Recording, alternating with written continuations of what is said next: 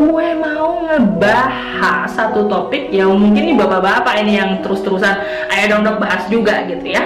Gue mau ngebahas tentang tanda ya, tanda-tanda ketidaksuburan atau kemandulan pada wanita ya. Oke, sekarang kita bahas ya.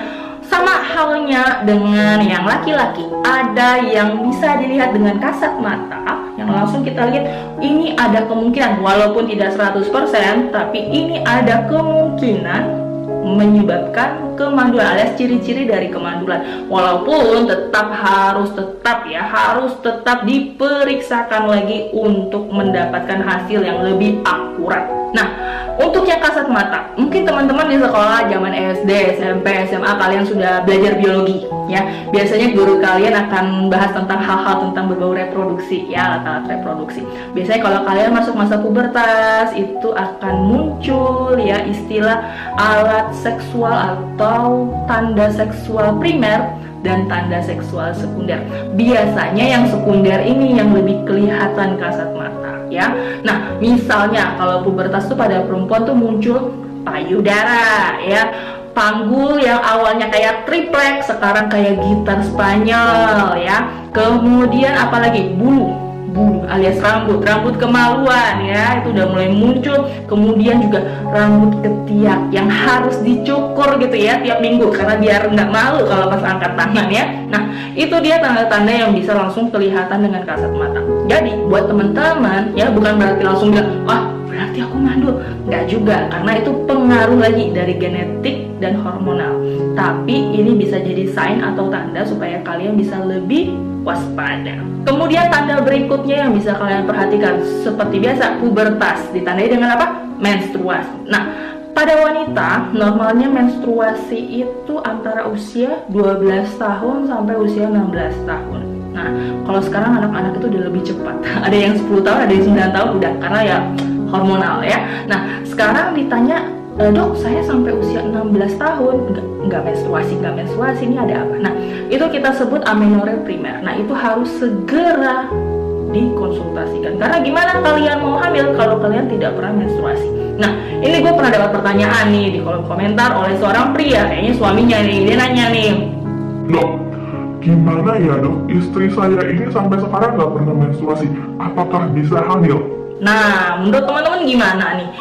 Gimana? Nggak pernah menstruasi bisa hamil nggak? Nah, sedangkan kita tahu ya, darah menstruasi itu adalah sel telur yang tidak dibuahi dan dinding-dinding rahim yang luruh karena tidak adanya proses pembuahan. Jadi, kalau tidak terjadi menstruasi, berarti itu adalah tanda tanya besar. Itu harus diperiksakan.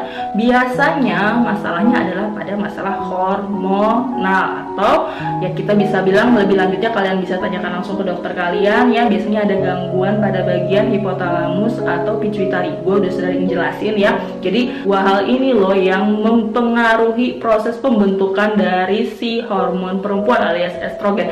Jadi kalau ada masalah pada dua bagian ini, ada kemungkinan juga bisa mempengaruhi produksi hormon, bisa bikin imbalance, dan mungkin itu juga yang bisa menyebabkan kalian sampai sekarang tidak kunjung menstruasi. Nah, hal ini yang nggak bisa kelihatan, jadi butuh pemeriksaan lebih lanjut. Nah, tanda-tanda yang tadi itu kita nggak bisa patok 100% dengan tanda seperti ini gue berarti mandul, enggak, butuh pemeriksaan lebih lanjut. Jadi gue bilang ya. Kemudian ada lagi tanda-tanda, dok saya tanda sekundernya kelihatan tuh, ada semuanya. Kemudian saya menstruasi nggak ada masalah, tapi siklus menstruasi saya nggak teratur. Nah, gue sudah pernah bahas di PCOS. Nah, biasanya kita nggak bisa langsung bilang di PCOS, butuh pemeriksaan juga. Tapi tanda-tandanya selain menstruasi tidak teratur, itu biasanya ada masalah pada jerawat, berat badan yang berlebih, cenderung obesitas, kemudian muncul bulu-bulu ya di sekitar wajah ya, kumis, jenggot ya, rambut rontok. Nah, itu bisa tanda dari PCOS. Nah, biasanya pemeriksaan lebih lanjutnya nanti akan di USG, dilihat kondisi sel telur pada ovariumnya. Biasanya ukurannya kecil-kecil, tidak mateng. Nanti dokternya bilang, wah ini kecil-kecil, sulit untuk dibuahi. Nah, biasanya seperti itu. Jadi, ada tanda-tanda yang bisa langsung kelihatan dengan kasat mata, ada juga yang harus diperiksakan lebih lanjut. Lalu ya, masalah menstruasi nggak selesai sampai di situ, ada juga endometriosis. Nah ini yang paling sering, dok saya kalau setiap menstruasi selalu nyeri, terus darahnya banyak bergumpal-gumpal. Nah kalian jangan lupa, setelah PCOS penyebab nomor 1 kemandulan pada wanita, ada juga nih temennya endometriosis ya, penyebab nomor 2 ya yang bisa bikin mandul pada wanita. Nah, 2 hal ini nih yang harus butuh pemeriksaan lebih lanjut. Jadi, seperti biasa ya, gue selalu bilang, jangan pernah menerka-nerka.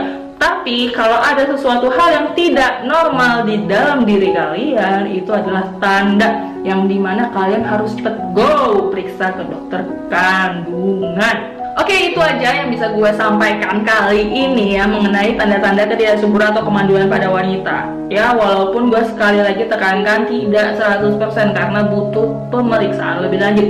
Tapi setidaknya tanda-tanda ini yang bisa langsung kalian ting, gue harus periksa nih.